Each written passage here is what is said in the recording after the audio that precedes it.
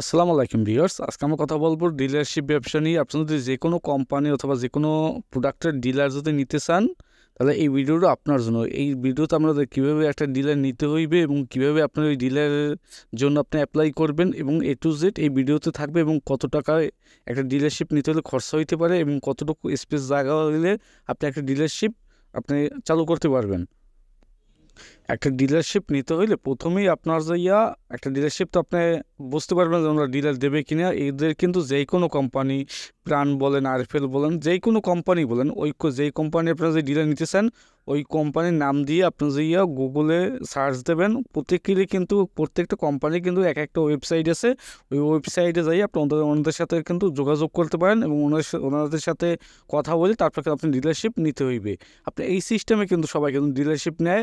এবং তাছাড়া যদি আপনার মার্কেটিংয়ে যারা চাকরি করে ওনাদের সাথে সেলসম্যান আছে, তারপর যারা অর্ডার কাটে তাদের সাথে আপনি যোগাযোগ করে তারপর আপনি একটা ডিলারশিপ নিতে পারেন। কিন্তু একটা ডিলারশিপ নেওয়ার অনেক অনেক সিস্টেম আছে। আপনার কাছে যেটি সহজ মনে হয় ওইভাবে আপনি ডিলারশিপটা নেবেন। এবং ডিলারশিপ নিতে হলে আপনাকে কিন্তু একটা জায়গা নির্বাচন করা কিন্তু খুব জরুরি, কারণ এমন একটা জায়গায় আপনাদের ডিলারশিপ নিয়োগটা দিতে হইবে যেইখান থেকে আপনার যে চৌরাস্তার মুখ, মানে 3-4 দিকে যাওয়া যায়, ওইখান থেকে ওই পজিশনে যদি আপনার ডিলারশিপ নেন তাহলে আপনার যাতায়াত করতে অনেক সুবিধা হইবে এবং আপনার কেয়ারিং খরচ অনেকটাই সেভ হইবে। এবং আপনি চাইবেন মেইন হাইওয়ের পাশে আপনার যে ডিলারশিপের যে গোডাউনটা ওই গোডাউনটা নিতে। এবং এই গোডাউনটা নিতে হলে কতটুকু স্পেসের একটা জমি নেবেন তাও ওনাদের সাথে যোগাযোগ করে, মানে ওনাদের সাথে আলোচনা সাপেক্ষে কিন্তু কতটুকু জমি দরকার হইবে ওনাদের ডিলার নিতে হইলে এই হিসাব করে কিন্তু আমরা জমিটা নিতে হইবে। কেননা সব জায়গায় মানে সবার তো এক পরিমাণ জমি লাগে না, কেউ একটু বেশি লাগে, কারো একটু কম লাগে, কারো অনেকই কম লাগে। এবার গোডাউন নেওয়া হইলে এরপর আপনার ওনাদের সাথে একটা চুক্তিপত্র করতে হবে যে আপনার ওনাদের সাথে কত টাকা হইলে ওনাদের প্রোডাক্টটা নিয়ে আপনি বিক্রি করতে পারবেন।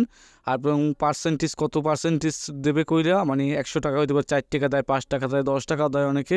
আপনি এইভাবে সিস্টেম করে তারপরে এটাকে আপনার কথার মাধ্যমে আপনি ওনাদের সাথে সব কিছু ঠিক করে তারপর আপনার ডিলারশিপ নিতে পারবেন। তারপর ওনাদের মানে বক্স গাড়ি এগুলো কিন্তু অনেক সময় কোম্পানি থাকে এবং আপনার ডিলারশিপ আপনি যদি নেন তা আপনার নিজেরও অনেক সময় বক্স গাড়িগুলো আপনার বানাইতে হইতে পারে।